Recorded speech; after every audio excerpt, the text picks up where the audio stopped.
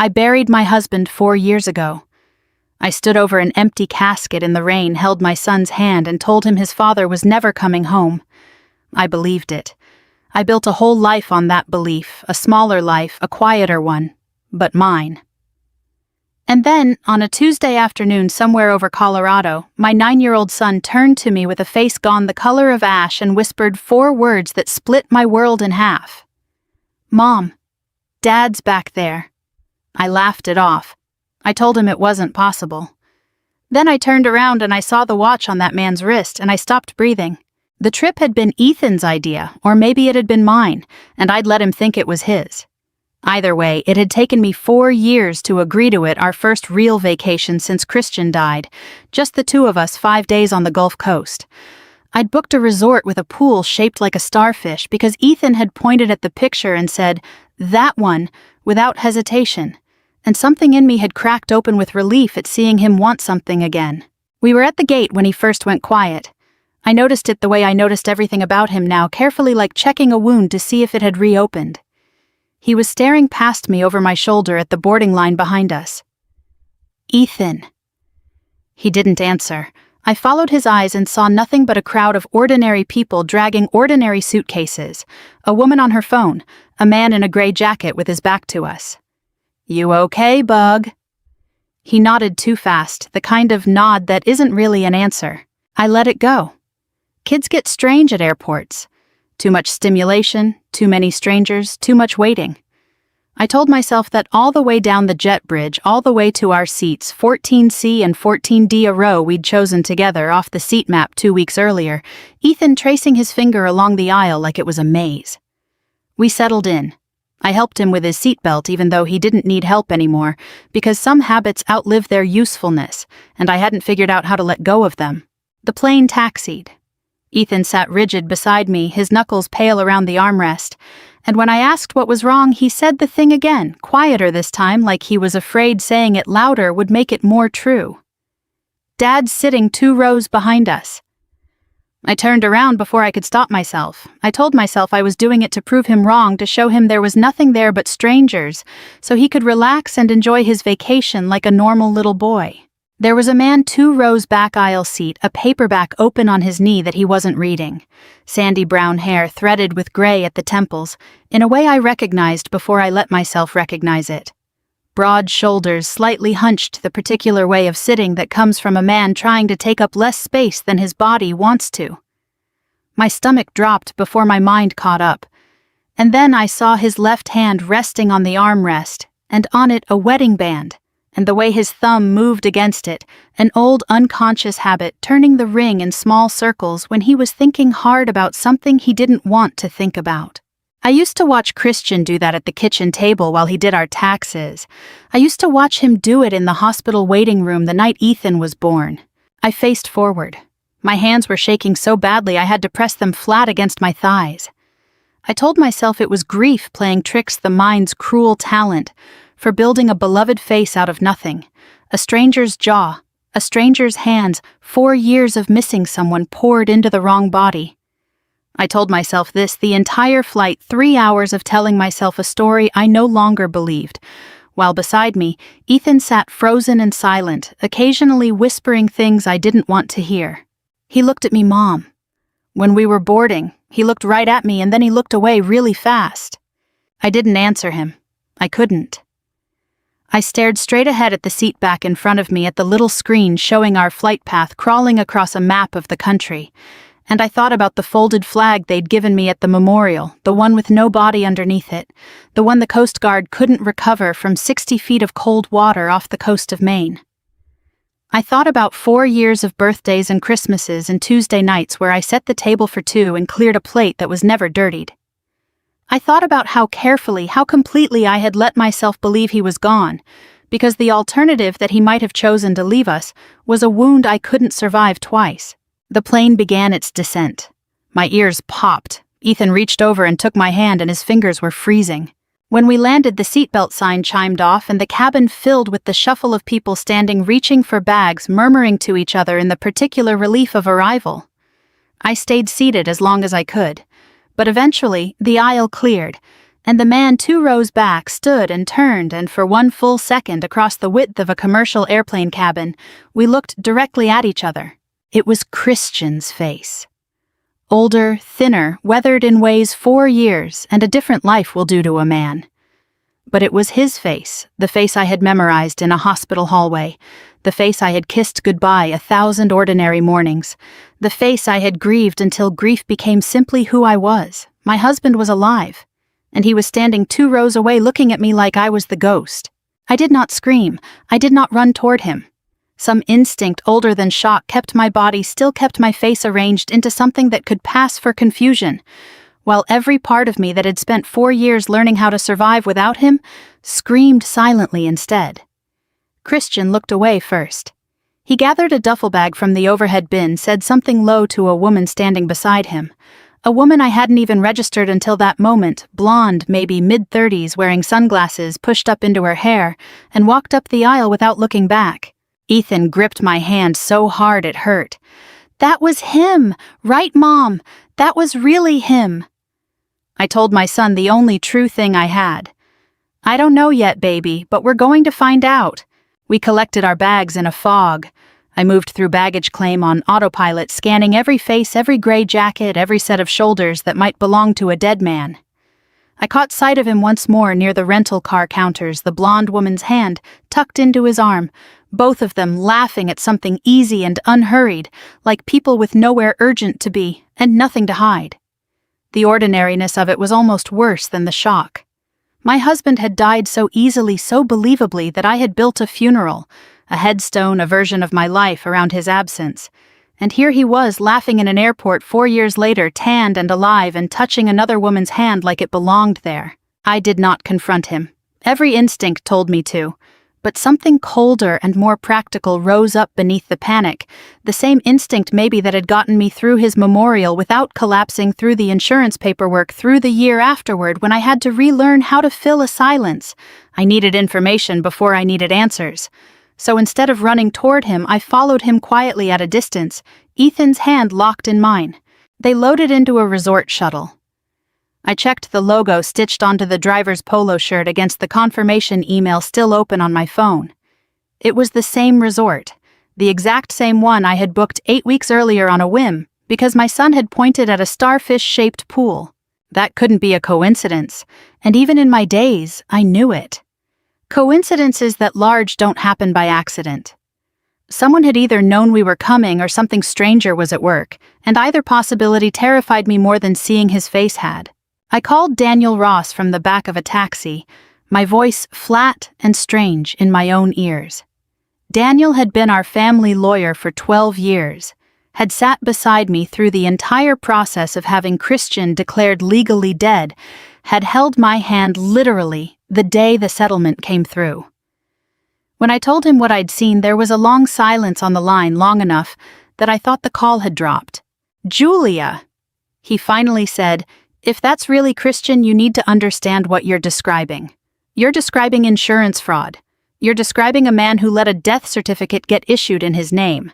That's not a misunderstanding. That's a crime, and it's one you unknowingly benefited from." I hadn't thought of it that way. I had only been thinking of him as my husband dead, and now somehow not dead. I hadn't thought about the $240,000 sitting in a trust for Ethan's education, the policy that had let me keep our house, the fact that every dollar of it now sat on top of a lie I hadn't known I was living. "Don't approach him," Daniel said. "Don't say anything to anyone at that resort. Just watch and call me if anything changes. I need to look into a few things on my end." That night, after Ethan had cried himself into an exhausted sleep in the room beside mine, I sat on my balcony with the lights off and listened. Voices carried strangely along the row of balconies that faced the courtyard pool, and 2 floors down and 3 doors over, I heard a voice I would have recognized anywhere even now, even after everything low, unhurried, with that particular cadence he used when he was trying to calm someone down. I couldn't make out the words. I didn't need to. There was no more room left for doubt. I sat very still in the dark for a long time, running my thumb along the edge of my own wedding band, the one I still wore. Though I'd told myself for years it was only habit, I thought about the version of me that had knelt in a cemetery and thrown a handful of dirt onto an empty box. I thought about how she would feel if she knew what I now knew, that the man she'd mourned had a laugh and a rental car and a woman's hand tucked into his arm and had simply chosen at some point not to come home. Around midnight I heard footsteps on the walkway below, and against my better judgment I leaned toward the railing and looked down. Christian stood alone near the pool, his back mostly to me, phone pressed to his ear, voice too quiet to carry. And then, as if some old instinct told him he was being watched, he turned his head and looked directly up at my balcony. Our eyes met for the second time that day. This time he didn't look away first. He held my gaze for 3 long seconds, long enough for something to pass between us that had no name, not quite recognition, not quite warning, and then he turned and walked quickly back inside like a man who had just realized he'd been caught. By morning I understood something that changed the shape of everything. Christian hadn't been surprised to see me. That single look on the balcony had confirmed it. A man who believes he's run into his supposedly dead wife by pure accident does not simply glance up, hold eye contact, and walk away like he's closing a door. He reacts. He panics, or he runs toward you, or he freezes entirely. Christian had done none of those things. He had looked at me the way a man looks at a problem he'd been expecting to arrive eventually. I didn't sleep. I spent the early hours turning that thought over, and by the time Ethan woke, I'd made a decision. I wasn't going to walk up to that pool and demand an explanation. I was going to find out exactly what I was dealing with before I let him know how much I already suspected. I dropped Ethan at the resort's kids club for the morning, a small mercy watching him run off toward a group of other children temporarily unburdened, and went to the front desk with a manufactured question about a wrong charge on my room, the kind of small lie that gets a hotel employee talking. I described Christian carefully without using his name.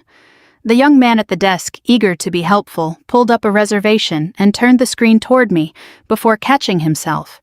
The name on the room wasn't Christian Price. It was Christopher Reyes. I made myself thank him and walk away calmly, though my hands didn't stop shaking until I was back in my own room with the door locked. A man doesn't accidentally end up with a different first name and a different last name. That takes a passport. That takes years of quiet, deliberate work. I rented a car that afternoon under the excuse of wanting to see the coastline, and instead I watched. I am not proud of how easily I fell into it, the parking 2 rows back, the sunglasses, the particular stillness of a woman pretending to read a paperback while actually cataloging every person who came and went from a hotel lobby. Grief had taught me patience. Apparently it had also taught me how to disappear in plain sight. I watched Vanessa. I'd heard Christian call her that once, softly, across the pool deck, laugh at something on her phone, while Christian sat beside her quiet, scanning the crowd the way a man does when he's used to checking exits. I watched them leave together in a rented sedan just after 4, and I followed at a distance that felt both reckless and inevitable. They drove 20 minutes inland to a strip mall diner, unremarkable, the kind of place tourists never find. Vanessa waited in the car. Christian went in alone and sat across from an older man I didn't recognize, silver hair, a suit too formal for the setting, a leather folder set precisely on the table between them like a prop in a scene rehearsed many times before. I couldn't get close enough to hear everything. I sat 2 booths away with my phone propped against a napkin dispenser recording, praying the diner's ambient noise wouldn't swallow every word. Most of it did, but fragments survived. The insurance won't reopen if nobody... Documents are clean, Christopher, I made sure. She can never know the account exists. I sat frozen through the rest of the conversation, unable to eat the food I'd ordered, as cover watching my supposedly dead husband nod along to a stranger's instructions about documents and accounts and things I was apparently never meant to know. That night, I sent the recording and everything I'd learned to Daniel. He called back within the hour, and his voice had lost its careful, lawyerly calm. Julia, I pulled everything I could on Christopher Reyes. There's a social security number, a driver's license issued 3 years ago in Nevada, credit history going back to right around the time Christian's death certificate was filed. He paused. I also pulled Christian Price's death certificate again just to be sure. It's still on file. Still valid. As far as the state of Maine is concerned, your husband has been dead for 4 years. So, which one is real? That's what worries me, Daniel said. Because as far as I can tell, they both are. 2 identities, 2 full documented lives, same face. I thought about the man in the diner booth sliding a folder across a table with the practiced calm of someone who had done this many times before.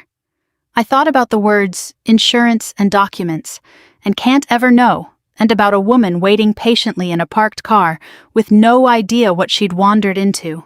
Don't do anything, Daniel said. Don't confront him. Call me every hour, and if anything changes anything at all, you call me first before you do anything else. I promised him I would. I meant it when I said it. But that night, lying awake in a hotel room 2 floors above a man who had let the world believe he'd drowned, I understood that watching from a distance was no longer going to be enough. Whatever Christian Price had become, he was no longer someone I could simply observe from a balcony and wait to understand. I decided to talk to Vanessa the next morning, though I told myself for an hour beforehand that I wouldn't. I told myself it was reckless that Daniel had warned me against exactly this kind of move. But I kept thinking about her waiting patiently in that parked car outside the diner, laughing at her phone with no idea what her boyfriend had just handed a stranger in a leather folder. Whatever Christian had become, she hadn't chosen this. She deserved, at minimum, someone willing to look her in the eye. I found her by the pool, a lone Christian off somewhere on one of his mysterious errands. I sat 2 loungers down and struck up the kind of conversation strangers have at resorts, whether the overpriced piña coladas, whether the beach or the pool was better in the afternoon heat. She was easy to talk to, warmer than I expected, with a laugh that came quickly and without guard. I hated how much I liked her within the first 5 minutes. She mentioned her boyfriend eventually, the way people do when they're happy and want an excuse to talk about it. 2 years together, she told me. He'd said he was a widower. No kids, he'd told her that, specifically that he and his late wife had never had children, that it was one of the quiet griefs of his first marriage. He'd said he moved out west to leave old memories behind. I kept my face still and asked the kind of gentle follow-up questions that invite more sharing rather than suspicion. She showed me pictures on her phone, unprompted, proud in the easy way of new love Christian on a hiking trail, Christian cooking in what I recognized instantly as a kitchen that wasn't ours, Christian laughing at something off camera, and then one photo, an older one, at some kind of anniversary dinner. His left hand rested on the table and even scaled down on a phone screen I could see it. He still wore his wedding ring, turned inward, the band facing his palm, easy to miss unless you knew exactly what you were looking for. I knew exactly what I was looking for. Something in my chest cracked open in a way I hadn't expected. Not relief, not vindication, something closer to grief. Fresh and strange grief for a version of loyalty I couldn't make sense of. A man does not accidentally keep his wedding ring turned inward on his hand for years while building an entirely separate life with someone else. That isn't carelessness. That's a decision repeated every single morning to remember what he'd walked away from. I excused myself before Vanessa could notice my hands trembling. I told her it was lovely meeting her, and I meant it, and that unsettled me more than almost anything else that had happened since the airport. That evening, walking Ethan back from the kids' club, Christian found me. Not accidentally, I understood that nothing about this man's movements around me had ever been accidental. He stepped out from beside a row of palm trees along the path, and Ethan froze mid-step beside me, staring up at his father with an expression I couldn't begin to name. Christian didn't look at Ethan first. He looked at me. 4 years compressed into a single terrible silence, and then he said the only thing he seemed able to manage. "Please, not here." I wanted to scream at him. I wanted to demand every answer at once. Why, how, what he'd told himself in the 4 years he'd let his son grow up believing he was dead. Instead, I found myself simply nodding because Ethan was standing right there, small and rigid, and watching his father with the kind of raw, unguarded hope that broke something loose in my chest. Christian's eyes moved to him, then finally, and something passed across his face, pain unmistakable, real, before he forced himself to turn and walk away. Ethan didn't cry until we were back in our room. He asked me questions I had no answers for. Why didn't Dad hug me? Why did he look sad? Is he going to come home now? I held my son and told him the only honest thing I had left. I don't know yet, baby, but I'm going to find out, and I promise I won't stop until I do.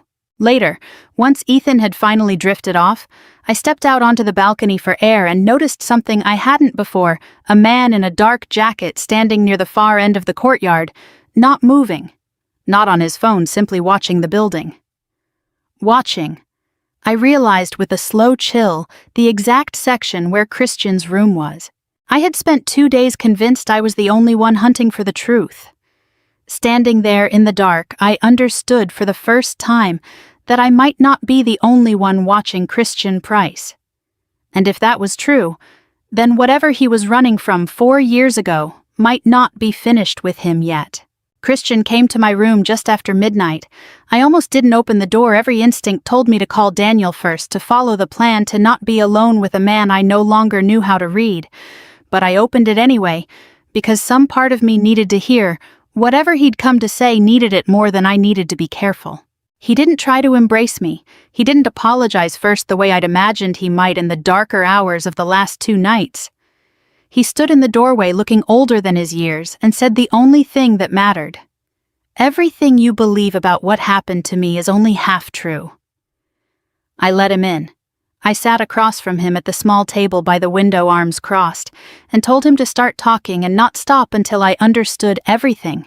He told me about a man named Aldrich Voss, a name I'd never heard, a business partner in a shipping logistics venture Christian had quietly invested in the year before he disappeared. He told me the venture had been a front, that he'd stumbled onto financial records that didn't add up, transfers routed through accounts that existed only on paper money, moving in patterns that made sense, only if you assumed the cargo being shipped wasn't the cargo being declared. He told me he'd tried to go to the authorities quietly, and that within a week someone had made it clear to him without ever saying it outright that his family's safety depended on his silence. They didn't threaten me directly, he said. They're smarter than that. They mentioned Ethan's school. They mentioned your route to work. That was the whole message. He told me about the fishing trip, about how it hadn't been an accident so much as an opportunity he'd manufactured out of desperation. A boat capsized deliberately in a stretch of water, known for its currents. A life vest left floating where it would be found a body that would never surface because there had never been a body to surface. He told me it was the only way he could think of to make the danger disappear from our lives without dragging us through it. I didn't believe him. Not entirely, not yet. Grief doesn't undo itself just because someone hands you a story that fits the shape of the pain. If that's true, I said, then why didn't you come back once it was safe? Why did I get 4 years of silence and a woman named Vanessa who thinks you buried a wife who never existed? He didn't answer right away. When he finally spoke, his voice had gone rough in a way I remembered from the worst nights of our marriage, the nights when something in him closed like a fist. Because I didn't know when it would be safe, and every year that passed coming back got harder to imagine, not easier. I told myself I was protecting you by staying gone. I'm not sure anymore how much of that was true, and how much was just easier than facing what I'd done to you both. He handed me a small drive, the kind that fits in a coat pocket, along with a folded page of handwritten names and account numbers. He told me it was everything the man in the diner, Aldrich Voss's network, the documentation that had taken him years to quietly assemble from the shadows of his second life. He said it was proof, if I wanted proof, that at least the reason he'd vanished had been real. I called Daniel the moment Christian left. He took the drive from me the next morning without a word, disappearing into his room with his laptop for nearly 3 hours. When he finally came out, his face had the particular stillness of a man forcing himself to stay professional. It's real, Julia. The accounts, the names, the transfer patterns, it all checks out against public shipping and customs records. Whatever this operation was, it was real, and it was serious enough that federal agencies would have wanted a piece of it. I should have felt relief. Instead, I felt something colder settle into my chest, because the facts explained why he vanished. They didn't explain why he'd let his son learn to walk, lose his first tooth, learn to read and grow, into the boy standing frozen on a resort pathway last night, all without a single word from the father who'd apparently been watching from a careful distance the entire time. I asked Christian that question directly later that same day, and he had no answer that satisfied either of us. He simply said he was sorry in the flat, exhausted voice of a man who had run out of better words to offer. That evening, standing at the window of my room, I watched a black sedan pull into the resort's front drive official in a way that made my stomach tighten, before I even saw the man who stepped out of it, broad-shouldered, gray-suited, moving with the unhurried confidence of someone whose presence didn't require explanation. He walked directly to the front desk and showed the clerk something I couldn't see from this distance, but I recognized the gesture. A badge, or the private sector equivalent of one. Daniel's voice came back to me suddenly from days earlier, a warning I hadn't fully understood until now. If that's Christian, everything about his death becomes a crime. Someone besides us had finally noticed that a dead man was still very much alive. The man from the black sedan introduced himself the next morning at my door as Marcus Hale, an investigator with the insurance carrier that had paid out Christian's death benefit 4 years earlier. He was courteous in the careful, practiced way of someone who had delivered difficult news to 100 people before me, and he made no attempt to soften why he was there. A routine data match, he explained, had flagged a passport re-entry under the name Christopher Reyes with biometric markers close enough to Christian Price's old driver's license photo to warrant a look. My name being listed on the original claim had led him straight to my door. I didn't lie to him. I was too tired to lie to anyone anymore. I told him what I knew, though. I left out the drive Christian had given me the names, the details of Aldrich Voss. That information belonged to Daniel until we understood exactly what we were protecting, and from whom. Marcus listened without much reaction, took notes in a small leather notebook, and told me the insurance company would be opening a fraud investigation regardless of any other circumstances. He was polite about it. It didn't make the words land any softer. I confronted Christian that afternoon, and for the first time since the airport, I asked him the question I'd been most afraid to ask. Had he touched the money? $240,000 sitting in an account meant for Ethan's future, built on the lie of his death. He looked almost offended that I'd have to ask. He told me he hadn't spent a cent of it, hadn't gone near it, had specifically structured his disappearance so that account would remain untouched. A strange, twisted act of integrity buried inside an enormous betrayal. Daniel confirmed it within the hour. Every dollar was exactly where it had been left, gathering interest unclaimed by the man who could have taken it, and vanished somewhere far more comfortable than a strip mall diner meeting with a man in an ill-fitting suit. Then why? I asked him, sitting across from him on a bench near the resort's empty tennis courts, the ocean loud and indifferent behind us. Why not come back the moment you knew we were safe? You're telling me you watched us. You knew where Ethan went to school. You knew when I changed jobs. That's not a man in hiding from danger. That's a man who chose to stay away. He was quiet for a long time before he answered, and when he did, his voice had none of the practiced calm from our earlier conversations. It cracked in places the way it hadn't in years, not since the early days of our marriage, when he still let himself be seen struggling. Because every year I stayed away, I told myself you were better off. That you'd built something without me that I'd only ruin by walking back into it. And the longer I told myself that story, the more true it started to feel, even though I think some part of me always knew it was just the easiest way to keep hiding from what I'd actually done to you both. I didn't cry out of anger, not in that moment. I cried unexpectedly because I finally understood something about the man in front of me that no amount of investigation could have shown me. Whatever protection he thought he was offering us, he had also been serving a sentence of his own making, 4 years of watching from outside a life he wasn't allowed to enter. 4 years of knowing his son's school and his wife's new job, and never once being able to walk through the front door and simply be there. He hadn't escaped anything. He had built himself a different kind of prison, and moved into it willingly and called it love. It didn't excuse him. I want to be clear about that even now. Grief and forgiveness are not the same current, and I wasn't ready to let one carry me toward the other. But something in me softened toward the shape of his suffering, even while the rest of me stayed furious at the years he'd stolen from Ethan. That evening, Marcus returned, this time with a folder of his own, and the conversation took a turn none of us had anticipated.